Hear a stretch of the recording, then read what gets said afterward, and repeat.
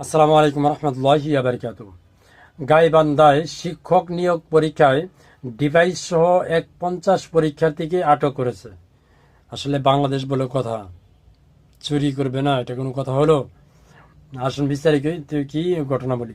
গাইবান্ধা সরকারি প্রাথমিক বিদ্যালয়ের সহকারী শিক্ষক নিয়োগ পরীক্ষায় পরীক্ষা কেন্দ্রে ইলেকট্রনিক ডিভাইস সহ অসাধু প্রায় অবলম্বে অভিযোগে 51 জন শিক্ষার্থীকে আটক করা হয়েছে।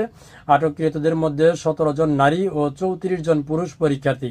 শুক্রবার 9 জানুয়ারি দুপুর তিনটা থেকে বিকাল 4:30 দেড় ঘন্টা পরীক্ষা চলাকালীন সময় জেলার বিভিন্ন পরীক্ষা কেন্দ্র থেকে তাদের আটক করে দায়িত্বপ্রাপ্ত আইন শৃঙ্খলা বাহিনী ও প্রশাসনের পরীক্ষা সংশ্লিষ্টরা। এ সময় আটক পরীক্ষার্থীদের কাছ থেকে মোবাইল ফোন, ব্লুটুথ ডিভাইস সহ ইলেকট্রনিক সরঞ্জাম জব্দ করা হয়েছে। পরে আটককৃতদের রাতে গাইবান্ধা সদর থানায় নেওয়া হয়। পরীক্ষা সংশ্লিষ্ট সূত্র জানায়, সারা দেশের 61 জেলার সাথে গাইবান্ধা জেলাতেও 43টি পরীক্ষা কেন্দ্রে প্রাথমিক বিদ্যালয়ের সহকারী শিক্ষক নিয়োগ পরীক্ষা অনুষ্ঠিত হয়। বেলা 3টায় শুরু হয় পরীক্ষা, চলে বিকাল 4:30 পর্যন্ত। এ সময় 43টি কেন্দ্রের মধ্যে 24টি পরীক্ষা কেন্দ্র থেকে 48 জন এবং কেন্দ্র প্রবেশের সময় 3 পরীক্ষার্থী সহ মোট 51 শিক্ষার্থীকে আটক করা হয়। 24টি কেন্দ্রের মধ্যে সব থেকে বেশি সংখ্যক 11 জন পরীক্ষার্থীকে আটক করা হয় গাইবান্ধা সদর উপজেলা কুবতলা আব্দুল কাইয়ুম হাই স্কুল কেন্দ্র থেকে। বিষয়টি নিশ্চিত করেছেন গাইবান্ধা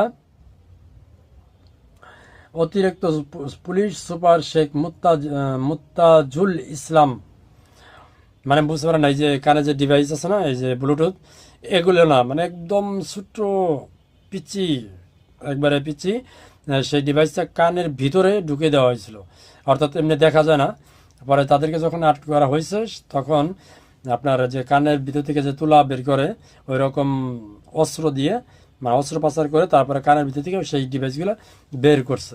আসলে বর্তমান যুগেও এমন পরিস্থিতি, এরা আসলে যদি শিক্ষক হয়, এরা যদি চাকরি পায়, এরা আসলে কি শিক্ষা দিবে ছেলে মেয়েদের?